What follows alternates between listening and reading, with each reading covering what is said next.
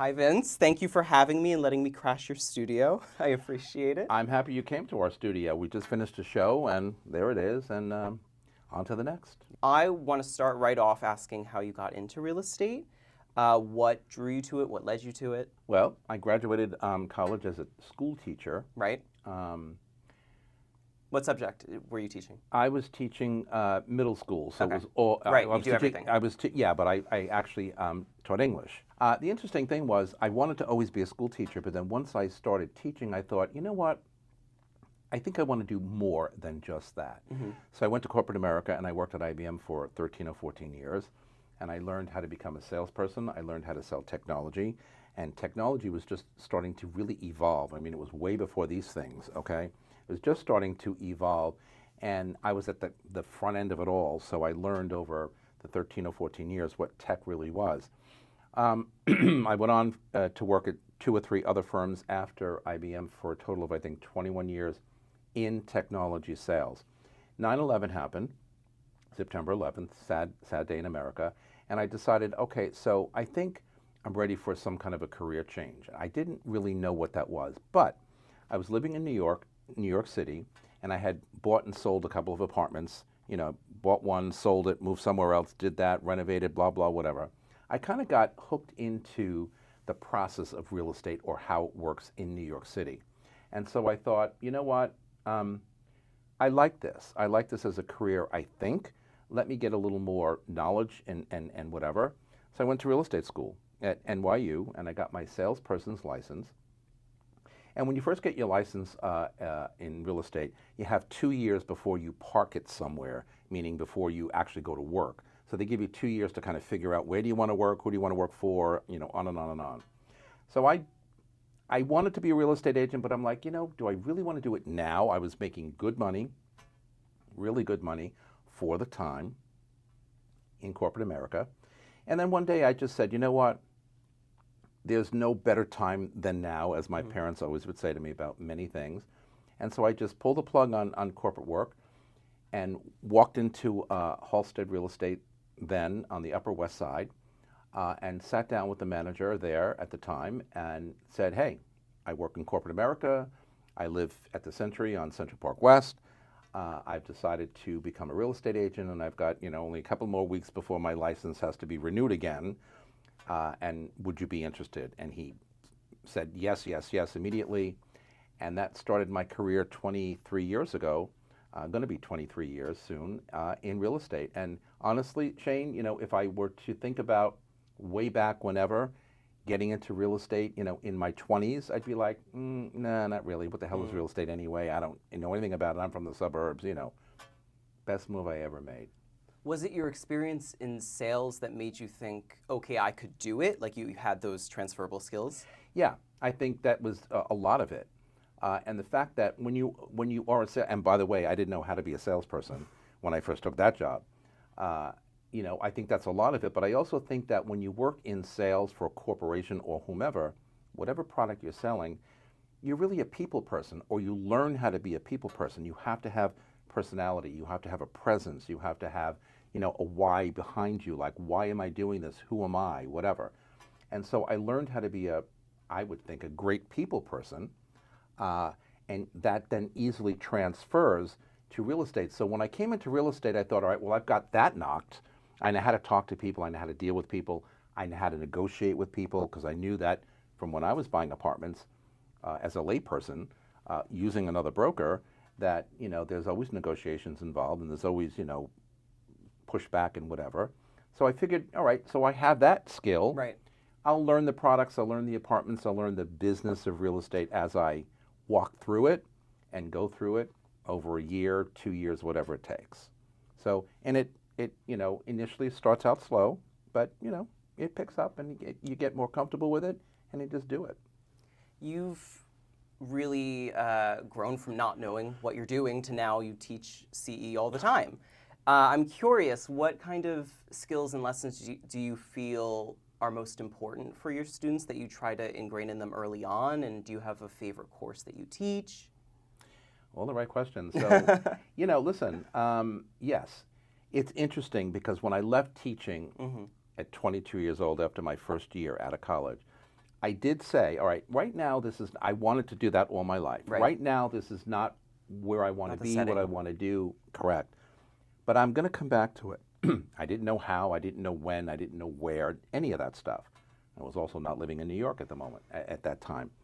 So fast forward to 8 years ago when I was tapped on the shoulder to come and teach at NYREI, I said, oh, okay. I've been wanting to do something like that anyway, and I had taken a class there, and the teacher was just beyond boring. Oh. And I just called the director of operations, who I knew, and said, hey, Mike, by the way, you're looking to hire teachers? And he's like, yes. When do you want to start? 8 years later, I'm there. I love it. I love teaching. I think I'm good at it. And the reason I am is because I relate to people. I love my students. And one of the things I try to instill, no matter what class I'm teaching, is, well, several things, but one, in particular is, in order to be successful in life, you have to know who you are. And you have to understand what your why is. Why? Why am I here? Why am I doing this? Why do I want to do X? Why do I want to change? On and on and on and on.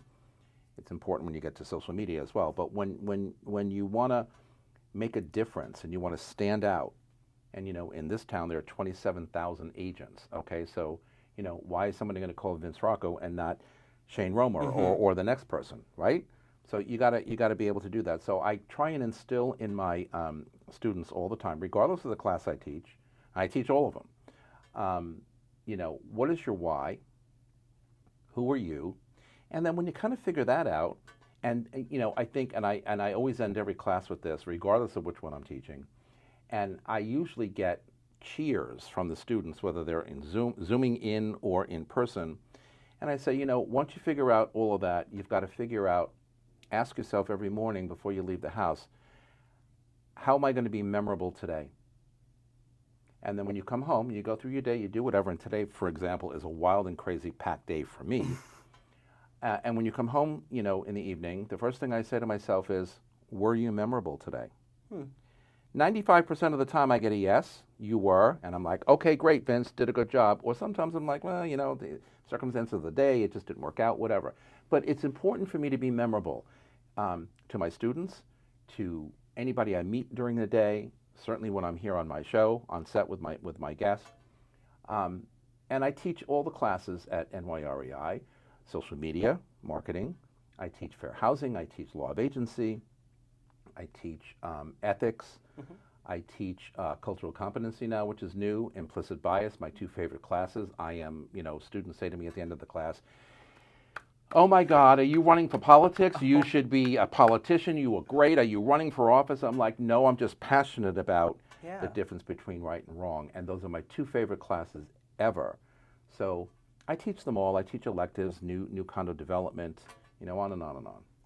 What's your advice for agents who want to specialize? I feel like that's a very important thing in the field, and you've done that well in terms of both new developments and in luxury. So how do you go about that? It's really interesting you asked that question, because when I first started as an agent, in the office I interviewed in, I was lucky that I was surrounded by great agents, and that doesn't always exist in real estate. I literally, and I'm still friends with all of them, I was surrounded, I don't work in that office anymore, I moved downtown, but I was surrounded by great agents. And one of them came to me one day and said, you know what, everybody knows that you're going to be good because it's just who you are, and you seem like you are adapting well. But I'm going to make a recommendation to you. And I'm like, okay. He said, you got to pick a niche.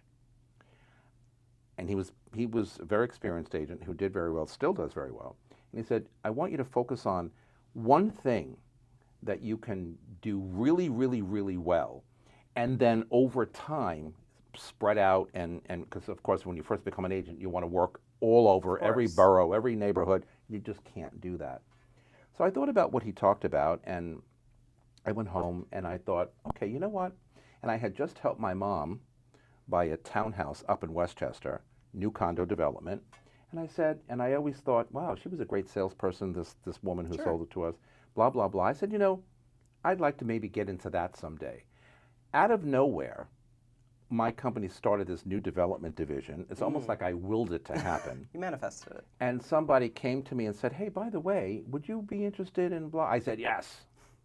And so there started my new development career, because my friend in the office said to me, you got to pick a niche. Pick something that you really want to work at, that you can be really good at, and then you can expand into other areas. And I have to tell you something, I thank him every time I think about it, because I became a new development specialist for my company, and I've been working all 18 years later. Every time there's a project, that works for me or whatever, I take it on. I love doing that. Plus my resale business is also important. But I learned how to become a really good, really effective new development sales agent. On site, selling whole buildings. I mean, I've sold so many apartments and new buildings. It's unbelievable. I love it. What's the biggest challenge with new developments? Is it the fact that, let's say you're trying to sell something on paper and then the person can't see it? Is that the... Well, initially, when we started selling new developments, we were selling off of floor plans. Right, yeah. Only because developers were in such a rush to get their products sold that we couldn't wait until the buildings were finished. So they would open up off-site sales offices, model up a floor to look like one or two of the apartments. The kitchens were what they were going to be in the building, in the real building. The bathrooms were tile on the floor. In one building in particular, that one sales office in particular, for a building I sell in Midtown West, when you walked into this sales office, it looked like what the lobby was going to look like in the real building. Interesting. It was very interesting. These developers were way ahead of their time. Yeah. And I still work in that building on 47th Street doing all the resales and whatever. I mean, I sold it years ago. And every time I walk into that lobby, I think about that original sales office, right down to the desk, and the wood around the desk was exactly the same as what they wanted to put into the real building. So it was very easy in those days to sell off of floor plans because there was no other way to buy it. Right. And new development, when it first started, everybody wanted brand new. I don't want to live in anybody else's apartment. I don't want to be the second, third, 10th person living in an apartment. I want to be number one. So they were buying off of floor plans. And by the way, I say it was easy, but I think that's because you have to develop a sales skill that you can sell a piece of paper Right. to somebody. Because in these days, You can't let the apartment do the work or the staging. 100%. Because they can't touch, they can't feel, they can't walk to the window and look out the window like most people do. Sure. So it was difficult, but I found it extremely easy and so challenging, because when somebody agreed to take a contract out off of a piece of paper that they would leave my office with, the floor plan and the little brochure, I used to go home one night and say, wow, it can't be easy to do. And it wasn't, but yet it worked, it was successful, people loved it. I sold in that one instance, there were 108 units in that building. We sold it in 6 months. Wow. Off of floor plans. Now the whole world has changed, and to use your term, challenging, because now developers have to wait for the building to be finished, because people have to go in, they have to touch and feel. As you said, the apartment has to do the work, and say to them, hey, this is who I am, this is what I am, here's my view, here's my this, here's my that. People need to look at the appliances, look at the finishes, and say, yeah or no. And also the market right now is not good. And on the new development side, it's even more challenging because we don't have tax abatements anymore. No. So when you're buying new development, you're buying fully assessed, 100% tax rate. So, for first-time buyers, it isn't so optimal anymore, because tax abatements for 10 years or 15 years, depending on what borough it was in, gave a first-time buyer time to get promoted, get increases and whatever, before they had a big incentive, before they had to start paying big taxes and common charges on top of it all. So there's a little bit of a challenge right now going on in new development, but like everything else, we'll figure it out at some point. In addition to your success being as an agent and also teaching your CE, you obviously host your show, and you've hosted radio shows in all sorts of formats over the years. So what inspired you to start doing that in addition to your other pursuits? In addition to studying education when I was in college, I also kind of minored in broadcasting communications and minored in psychology because I like psychology. And, we talked about a little offline here, trying to decide what we want to do in our career sometime. I wanted to be a therapist. I wanted to be a broadcaster. I wanted to be a newscaster. I wanted to teach. So, like everything else in life, Shane, things come to you, I believe, when the time is right. So I taught, and I said, well, time wasn't right there. I went to corporate America, booming, successful career, loved every minute of it. And then I thought, well, okay, I'll go into real estate because that's really what I want to do. But from the day I came into real estate, because the broadcasting and the newscaster desire in me never, ever went away. It was always somewhere in the back of my mind. And I thought, well, how can I figure out how to do a radio show? Podcasting didn't exist when I first began. Right. How can I do a radio show based on whatever, on real estate? And so 10 years in the business, I finally figured out, okay, now I need to do this. So 11 years ago, or almost 12 years ago, I got a phone call from the Voice America Network, which was online internet radio, and then it went to podcast after the live show. And they were trying to sell me on the phone because they were based in Arizona, and I thought, what the hell's a podcast? I related to the online radio thing. Sure. And it was live and all that. I'm like, well, funny you should call me. And they called me because they called somebody else in New York. I don't know. They never told me who it was. And they said, well, it's not really for me, but I think Vince Rocco would be perfect for it, and here's his phone number. So I answered the phone. I didn't know who this was, the producer.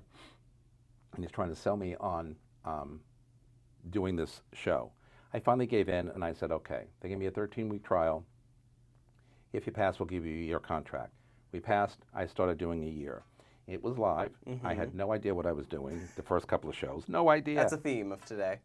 It's a theme. And I'm like, okay, we'll figure it out, whatever. Here I am almost 12 years later doing it. Now, no more live. I left that network, and we're here at Brown Harris. They produce everything for me. I don't pay for anything. What they've done to help me grow the show by leaps and bounds. I mean, a couple of weeks ago on YouTube, we had 240,000 viewers. Amazing. 240,000 in the last few weeks, way over 100,000 per episode. That's just YouTube. Now we have the podcast numbers. Yeah. So I can sit back and look at the numbers and say, okay, so my show is an international success. It goes around the world. I get people from countries I've never heard from listening every week. It's rewarding for me.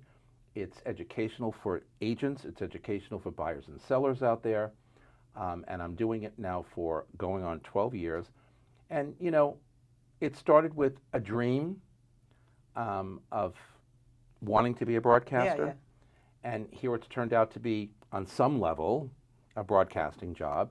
And I'm very happy about it because not only do I get to still do it every week, it's a weekly show, but people are still receiving it and receiving it really, really well. I'm writing a book also, and maybe we'll talk about that, it's a novel, a fictional story about my life growing up, including all of these things that we've talked about. But it's about a dream. When you have a dream and you really focus on it and you push it and you make it happen. As we talked about before, we never know at whatever stage of life we're in what we really want to do. We kind of morph into it. Right. And I do believe that things come to us as we grow up and as we walk life and as we think about this.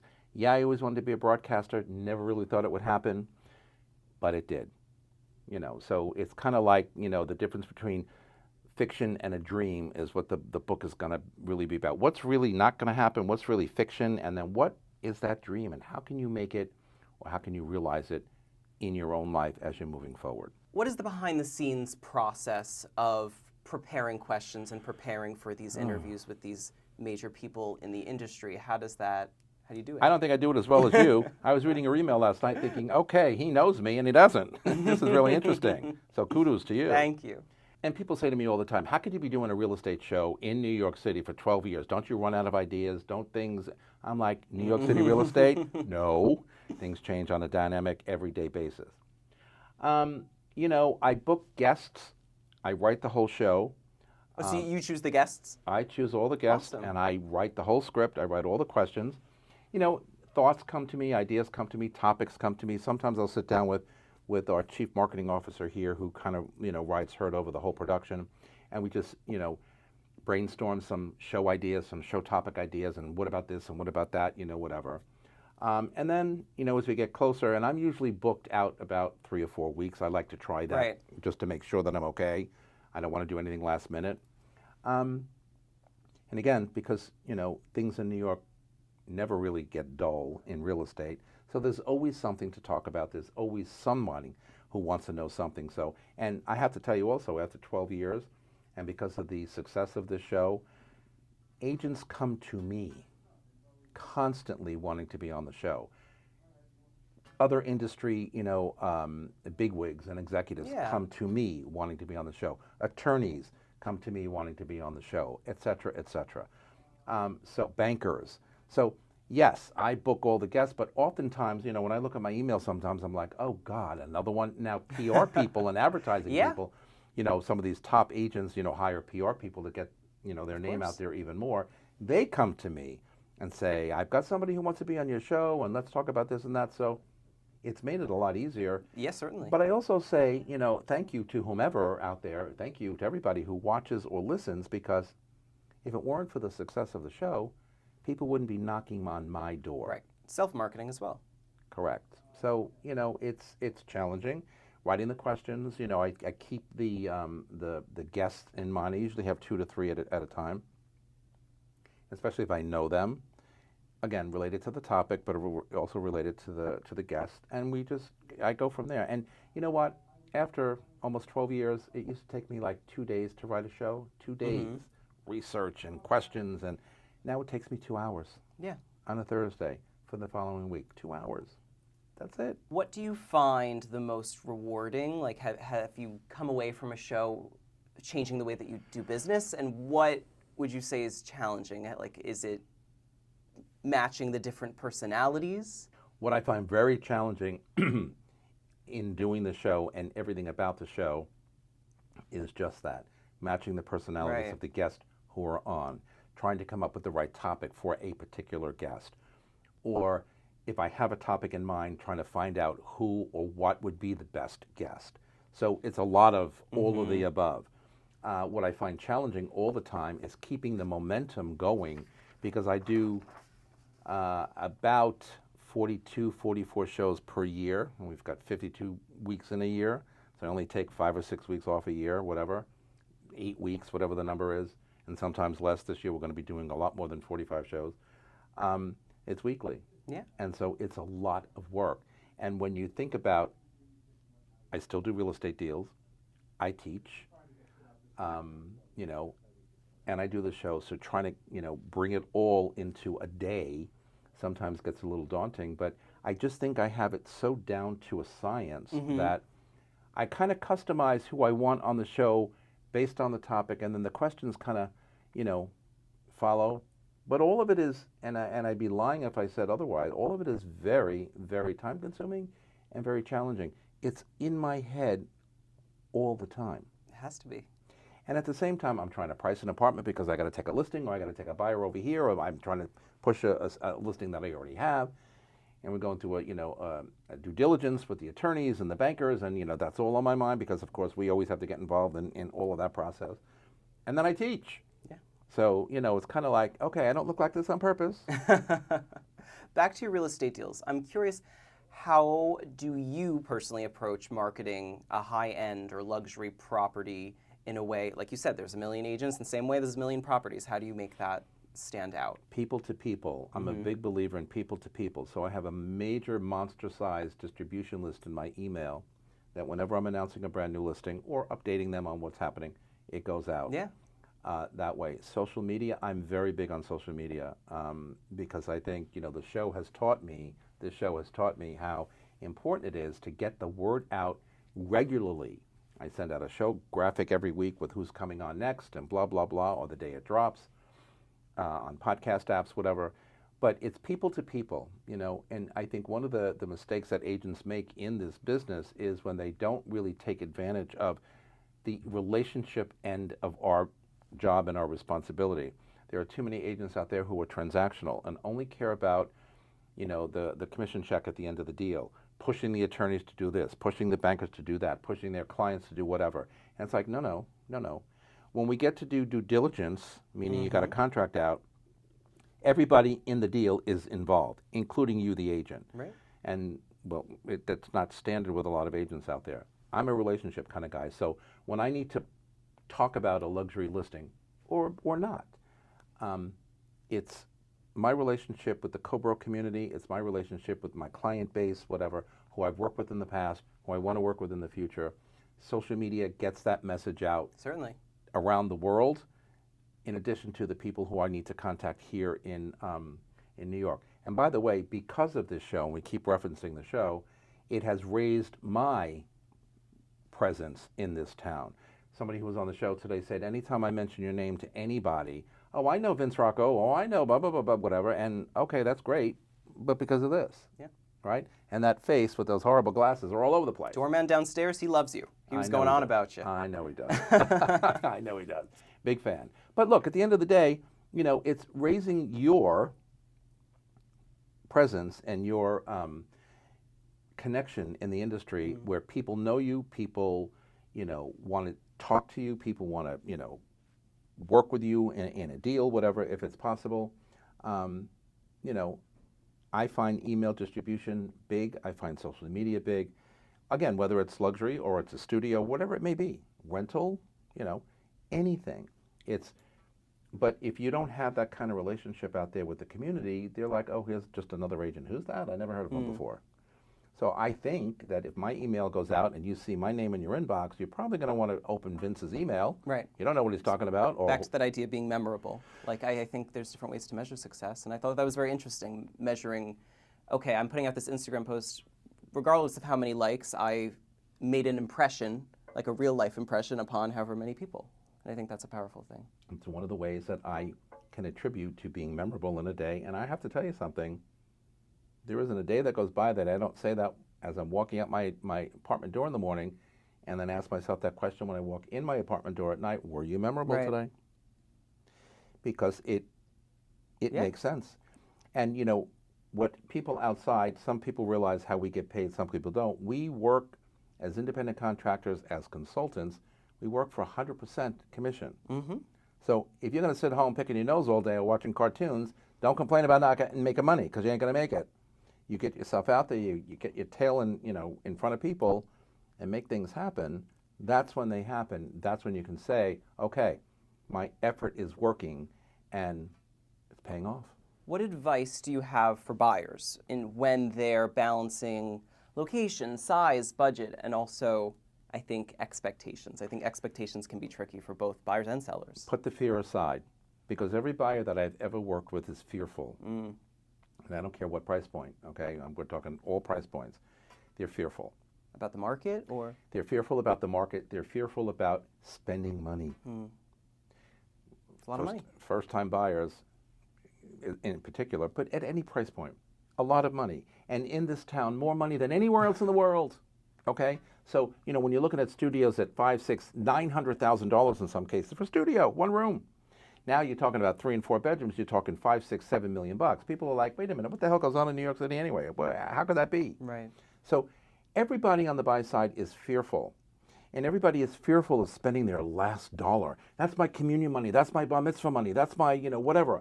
My life savings. Yeah. And so what? I tell them all, I'm very, basic with them. I'm like, hey, so what? Guess what? You invest. You're buying an asset. If for some reason you need that money back, if for some reason this doesn't work for you, if for some reason whatever, sell it and move on. But you have to own a piece of that rock. You've got to invest. Anybody will tell you out there that investing in real estate asset makes a hell of a lot more sense than sitting on the market or just sitting on it in a bank account. But buyers are fearful of, but that's my last dollar, and how can I do this, and how can I have no money left? It's like, well, you're still young, you're still working, you're still making good money. You build that nest egg back again. In the meantime, this little nest egg that you just invested in is growing and making more money. So, I tell buyers all the time, drop the fear. I know your expectation is whatever, But guess what? Here in New York City, you can have a laundry list of I want this, I want this, I want this. You're going to get none of it. You can look at $20 million listings online, and their bathrooms still need work. You know, You're going to get none of it. Yeah. Exactly. So the one-off situation doesn't happen all that often. But it's the expectation and the fear that it, by the way, for any of the agents out there listening, it really comes down to us. Right. To be that coach, to be that counselor, to be that therapist, to get them over that hump of it's okay. And I've lived for 23 years in this business saying that if my buyers can't come to me when it's all said and done and say to me, Vince, I put my head on the pillow at night, I'm happy with my investment, I'm happy with my apartment, I want to hear that, because if I don't hear that, if I hear differently, then I didn't do my job right. I made somebody buy something that they didn't want, they're not happy with, whatever. So I tell them all the time, here's your homework, Mr. and Mrs. Buyer. When you put your head down on that table, on that bed at night, and you go to sleep, you need to say to yourself, this is right for me, I made the right decision, I'm very happy that I work with Vince, that we found this apartment, whatever. Because if you tell me otherwise, then that's on me. Yeah. And I don't want that to be on me. One last question. If you were to interview anybody, could be dead or alive, it could be real estate, could be business, who would you pick? Oh my God, you know, I don't know. I mean, that could be a laundry list of people. Definitely outside of this industry for sure. Yeah. Well, I don't want to use any political names in this current environment. It's like really wild and crazy. But if I could sit down with Barack Obama, I would be like out of my mind. Yeah. Just someone who's always impressed me with his intelligence, his oratory skills. I mean, he's just, you know, and we're not going to argue whether he was the best president, worst president, whatever. It's not for me or anybody to say, but just somebody at that level, at that stature, I think would be quite amazing. I mean, the movie stars, Broadway people, I mean, I've talked to a few of them, but that's a hard question. Yeah. And usually I'm not at a loss for an answer, but that's because I think sometimes about so many different people that I would like to bring into my little world or my little fold and say, hey, look at me, can I ask a few questions? Right. You know? Well, we'll wait for Obama to come to you, because that's how it works, right? That's how it works, right. All right, well, thank you for having me. Thank you. Appreciate it. I know we kind of switched the tables. You're being interviewed. I love it. I love it. All right. It works.